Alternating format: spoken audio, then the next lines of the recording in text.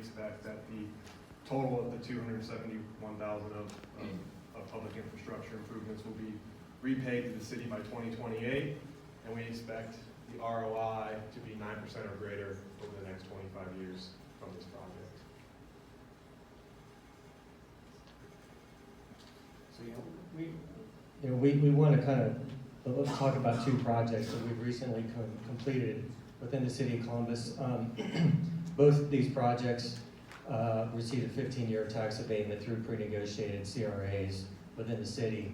The top project, the Yardley, the city paid for about $385,000 worth of public infrastructure improvements.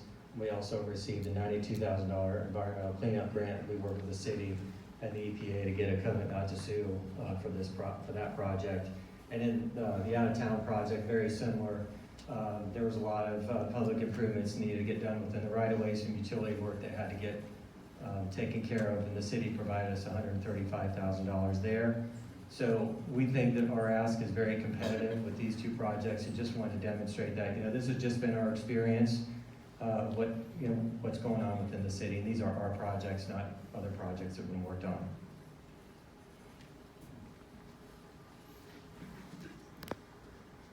Then our next slide highlights what we believe the return on investment will be for the city of Gahanna. And there's really 3 or 4 main sources of revenue.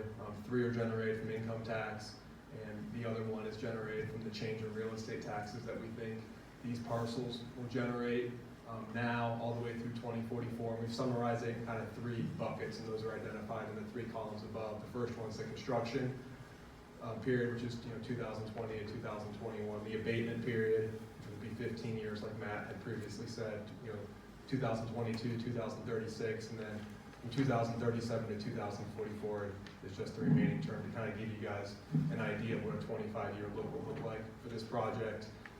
And as you can see, over the first couple of years and through the abatement, the change in real estate taxes because of the abatement would be less than what's currently kicking off. But then starting in 2037, it would increase, and that's a total number, not a per year. So over the 7 years, it'd be an additional $131,000 for the change in real estate taxes, which would be roughly $20,000 more per year on average.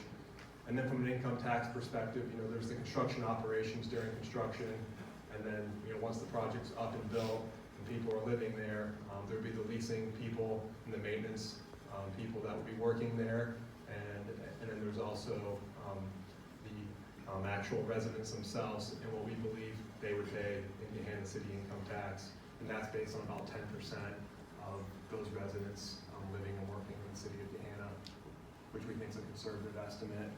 And then from there, it's just calculations, looking at the total, what the cumulative revenue is, and then just a simple ROI calculation when you compare, on average each year, what the incremental revenue is compared to the site today versus what it could be back to that $271,000 of public infrastructure investment, which is what we're asking for the TIF to reimburse.